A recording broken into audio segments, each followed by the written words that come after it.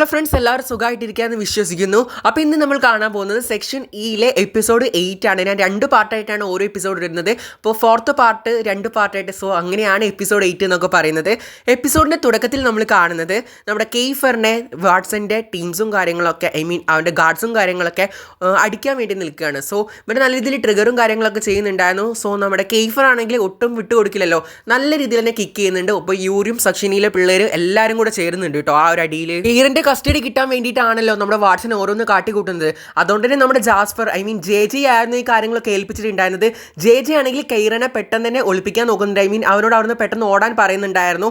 എന്നുവെച്ചാൽ അവൾ ഓടിപ്പോയി കഴിഞ്ഞാൽ അവളെ കണ്ടെത്താന്നുള്ള രീതിയിൽ പെട്ടെന്ന് കെയ്റിൻ്റെ അടുത്ത് എത്താൻ പറ്റും. സോ അവനെ പെട്ടെന്ന് തന്നെ അവിടെ മാറ്റിയിട്ടുണ്ടായിരുന്നു. പക്ഷെ അവൾ അവിടെ തന്നെ നിന്നു കേട്ടോ അവരുടെ ഒപ്പം തന്നെ. എന്നിട്ട് മിസ്റ്റർ വാട്സന്റെ ഗ്യാങ്സ് എല്ലാവരും കൂടെ നമ്മുടെ സെക്ഷനിലെ എല്ലാ പിള്ളേരെയും കൂടെ നമ്മുടെ വാട്സന്റെ അടുത്തേക്ക് കൊണ്ടുവന്നിട്ടുണ്ട്. നേരത്തെ വാട്സൺ അവിടെ നിന്ന് നീറ്റ് പോയിട്ടുണ്ടായിരുന്നു. സോ വാട്സന്റെ അടുത്തേക്ക് കൊണ്ടുവന്നിട്ടുണ്ടായിരുന്നു. എന്നിട്ട് വാട്സൺ ഓരോ കാര്യങ്ങൾ കെയ്ഫറിനോടും സെക്ഷനിലെ ടീംസിനോടൊക്കെ പറയുന്നുണ്ടായിരുന്നു. എന്നിട്ട് അവിടെ മുട്ടിലിരുത്താൻ വേണ്ടി പറയുന്നുണ്ട്. ഗണ്ണൊക്കെ യൂസ് ചെയ്തിട്ടാണ് അവരെങ്ങനെ പേടിപ്പിച്ച് നിർത്തിയിട്ടുണ്ടായിരുന്നത്. സോ അവർക്കൊന്നും ചെയ്യാൻ പറ്റാത്ത അവസ്ഥയായിരുന്നു. അങ്ങനെ എല്ലാവരോടും മുട്ടുകുത്തി അവിടെ നിൽക്കാൻ വേണ്ടി പറയുന്നുണ്ട് കേട്ടോ. ഒന്നെങ്കിൽ അതിൽ നമ്മുടെ കെയ്ഫർ സൈൻ ചെയ്യണം, അല്ലെങ്കിൽ കെയ്റന്റെ ഫുൾ ഇവരെ യങ് ബ്രദർ ആയിട്ടുള്ള കെയ്റന്റെ ഫുൾ കസ്റ്റഡിയും കാര്യങ്ങളും ഫാദറിന് ആ ഒരു വാട്സന് വേണമെന്നുള്ള കാര്യങ്ങളാണ് പറയുന്നത്. മിസ്റ്റർ വാട്സൺ ഇങ്ങനെയൊക്കെ ഓരോ കാര്യങ്ങൾ കാട്ടിക്കൂട്ടുന്നതോടെ തന്നെ കെയ്ഫർ നല്ല രീതിയിൽ തിരിച്ച് മറുപടിയും കാര്യങ്ങളൊക്കെ കൊടുക്കുന്നുണ്ട്.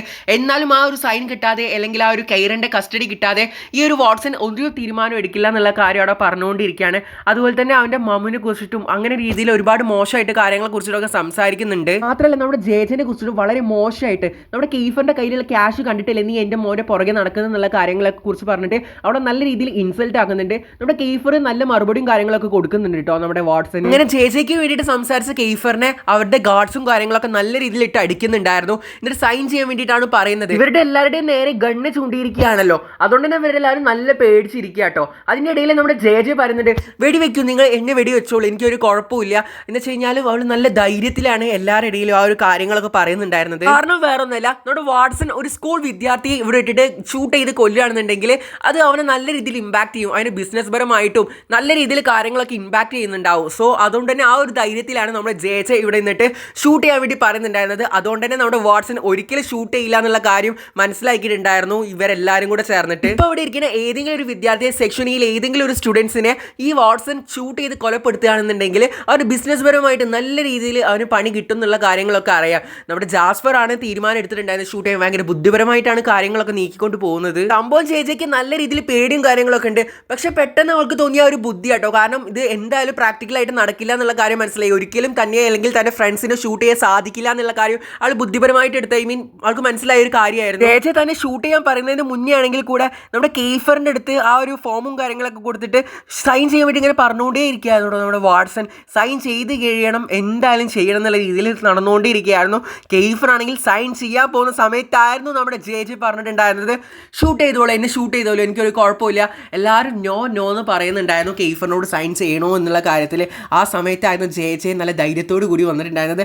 അതുകൊണ്ട് തന്നെ അവിടുത്തെ ആൾക്കാരെല്ലാവരും കൂടെ അവളുടെ അവളുടെ ആ ഒരു ബുദ്ധിപ്രവൃത്തി കണ്ട് വാട്സൺ എല്ലാവരും അവളെ അവിടെ ഇട്ട് പോയിട്ടുണ്ടായിരുന്നു. സോ സെക്ഷൻ ഇയിലെ എല്ലാ പിള്ളേരും നമ്മുടെ ജെ പ്രൗഡായിട്ട് കാണുകയാണ്. സോ അവളാണെങ്കിൽ ആ ഒരു നിമിഷത്തിൽ നല്ല സ്ട്രോങ് ആയിട്ടുള്ള ആ ഒരു തീരുമാനവും കാര്യങ്ങളൊക്കെ എടുത്തിട്ടുണ്ടായിരുന്നത്. സംഭവം അപ്പത്തെ ആ ഒരു ട്രിഗറിൽ അവൾ പറഞ്ഞതാണെങ്കിൽ കൂടെ അവരോട് പോയതിന് ശേഷം അവൾ പെട്ടെന്ന് തന്നെ അവിടെ വീണിട്ടുണ്ടായിരുന്നു. അപ്പോൾ എല്ലാവരും കൂടെ ചേർന്നിട്ട് അവളെ പിടിക്കുന്നുണ്ട്. കെയ്ഫർ ആണെങ്കിൽ അവളോട് നല്ല രീതിയിൽ ദേഷ്യപ്പെടുന്നുണ്ട്. കാരണം ഇനി അവിടുന്ന് അഥവാ അദ്ദേഹം ഷൂട്ട് ചെയ്യുകയായിരുന്നെങ്കിൽ കെയ്ഫറിനായിട്ടുള്ള ആ ഒരു കെയറാണ് അവിടെ കാണിക്കുക. കെയ്ഫറിന് നമ്മുടെ ജെയോടുള്ള ആ കെയറും കാര്യങ്ങളാണ് കാണിക്കുന്നത്.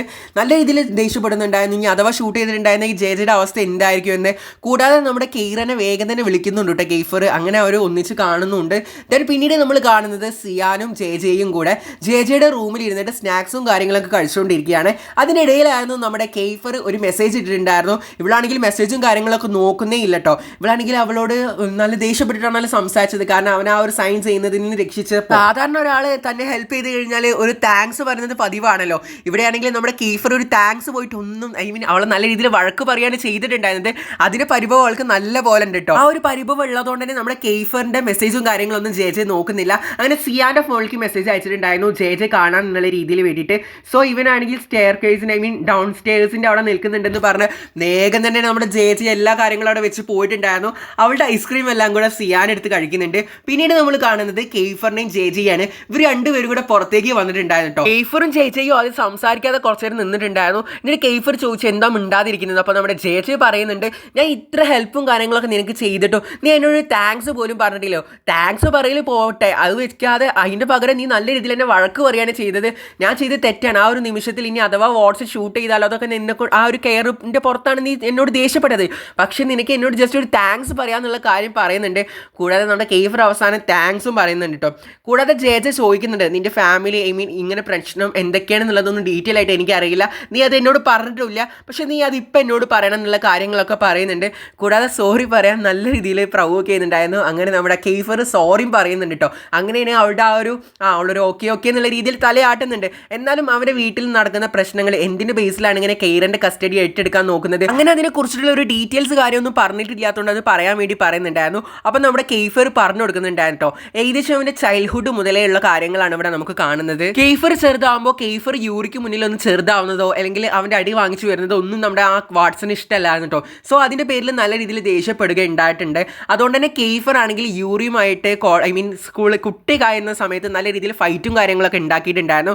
കാരണം ഈ ഒരു വാട്സിൻ്റെ ആ ഒരു പ്രവോക്കിങ് സംസാരം കൊണ്ടും ദേഷ്യപ്പെടലുകൊണ്ടും അങ്ങനെ ആ ഒരു ദേഷ്യം തീർക്കാൻ വേണ്ടി നോക്കിയിട്ടുണ്ടായിരുന്നു. അങ്ങനെ സ്കൂളിൽ നിന്നാണെങ്കിൽ നല്ല രീതിയിൽ ഇവർക്ക് പണിഷ്മെൻറ്റ്സും കാര്യങ്ങളൊക്കെ കൊടുക്കുന്നുണ്ട്. അങ്ങനെ ആ ഒരു പണിഷ്മെൻറ്റ്സ് ഏറ്റെടുക്കുന്ന ഇടയിലായിരുന്നു അവിടെ വെച്ചിട്ടായിരുന്നു ഏഞ്ചലോനെ കാണുന്നത്. ഏഞ്ചലോ ആരാന്ന് മനസ്സിലായല്ലോ, നമ്മുടെ ജേജൻ്റെ കസിൻ ആയിരുന്നു. അന്ന് സെക്ഷൻ ഇയിലായിരുന്നു ഏഞ്ചലോ പഠിച്ചിട്ടുണ്ടായിരുന്നത്. അങ്ങനെ ഏഞ്ചലോ ആയിരുന്നു അവരുടെ പ്രശ്നങ്ങളൊക്കെ തീർക്കാൻ വേണ്ടിയിട്ട് മുന്നിൽ തന്നെ ഉണ്ടായിരുന്നത്. ഓഫീസിലൊക്കെ നമ്മുടെ കെയ്ഫറിൻ്റെ ഒപ്പം തന്നെ ഉണ്ടായിരുന്നത് ഏഞ്ചലോ ആയിട്ടോ. അതാണ് ഇവർ രണ്ടുപേരുണ്ടായിരുന്ന ആ ഒരു ബന്ധവും കാര്യങ്ങളൊക്കെ. കൂടാതെ കെയ്ഫറിനോട് ഏഞ്ചലോ പറയുന്നുണ്ട്, നിന്റെ ഈ പവറും കാര്യങ്ങളൊക്കെ ഈ തല്ലിടാൻ വേണ്ടിയിട്ടല്ല യൂസ് ചെയ്യേണ്ടത്, നമ്മൾ ഇഷ്ടപ്പെട്ട ആൾക്കാരെ പ്രൊട്ടക്ട് ചെയ്യാൻ വേണ്ടിയിട്ടാണ് നമ്മൾ ഈ ഒരു പവേഴ്സും കാര്യങ്ങളൊക്കെ യൂസ് ചെയ്യേണ്ടതെന്നുള്ള കാര്യങ്ങൾ പറഞ്ഞു കൊടുക്കുന്നുണ്ട്. പിന്നീട് നമ്മൾ കാണുന്നത് വാട്സനെ അതുപോലെ തന്നെ കെയ്ഫറിൻ്റെ മോമിനായിട്ടാണ്. ഇവർ ഫിനാൻഷ്യലി ബന്ധപ്പെട്ടിട്ടുള്ള കമ്പനി വൈസ് ആയിട്ട് ബന്ധപ്പെട്ടിട്ടുള്ള വാട്സന്റെ ദേഷ്യവും കാര്യങ്ങളൊക്കെ അവൻ്റെ മമ്മിയുടെ അടുത്തായിരുന്നു തീർത്തിട്ടുണ്ടായിരുന്നത്. നല്ല രീതിയിൽ അടിക്കുകയും കാര്യങ്ങളൊക്കെ ചെയ്യുന്നുണ്ടായിരുന്നു.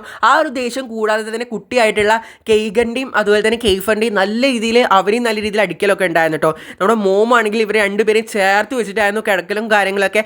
എത്ര അടി കൊണ്ടു കഴിഞ്ഞാലും ഇവർ പുറത്ത് ആ കാര്യങ്ങളൊന്നും പറയുന്നുണ്ടായിരുന്നില്ല. അങ്ങനെ പിറ്റേ ദിവസം നമ്മുടെ കെയ്ഫർ നമ്മുടെ യൂറിൻ്റെ ഒക്കെ അടുത്തേക്ക് പോയപ്പോൾ യൂറി ചോദിക്കുന്നുണ്ടായിരുന്നു, നിൻ്റെ ഡാഡി നിന്നെ അടിച്ചതാണോ എന്നുള്ള കാര്യങ്ങളൊക്കെ. അപ്പം ഇങ്ങനെ തല താഴ്ത്തിക്കൊണ്ട് ഓരോ കാര്യങ്ങൾ സംസാരിച്ചുകൊണ്ടിരിക്കുന്നുണ്ടായിരുന്നു. ആ സമയത്താണെങ്കിൽ ഏഞ്ചലോയും ഉണ്ടായിരുന്നു കേട്ടോ. ഏഞ്ചലോട് നമ്മുടെ കെയ്ഫർ ചോദിക്കുന്നുണ്ട്, എനിക്ക് എൻ്റെ ഫേവറേറ്റ് ആയിട്ടുള്ള ആൾക്കാരെ രക്ഷപ്പെടുത്താൻ വേണ്ടിയിട്ട് എനിക്ക് ഡാഡിയുമായിട്ട് ഫൈറ്റ് ചെയ്യണം എന്നുള്ള കാര്യങ്ങളൊക്കെ പറയുന്നുണ്ടായിരുന്നു. അങ്ങനെ ഓരോ കാര്യങ്ങളും ടിപ്സും കാര്യങ്ങളൊക്കെ ഏഞ്ചലോ പറഞ്ഞു കൊടുക്കുന്നുണ്ട്. അങ്ങനെ വേറൊരു ദിവസം കെയ്ഫറിൻ്റെ മുന്നിലിട്ടിട്ട് അവൻ്റെ മോമും ഡാഡും കൂടെ തല്ലുണ്ടാക്കുക കേട്ടോ. അന്ന് കണ്ടു നിൽക്കാൻ നമ്മുടെ കെയ്ഫറിന് പറ്റിയിട്ടുണ്ടെന്നല്ല, കുറച്ചൊക്കെ കെയ്ഫർ വലുതായിട്ടുണ്ടായിരുന്നു.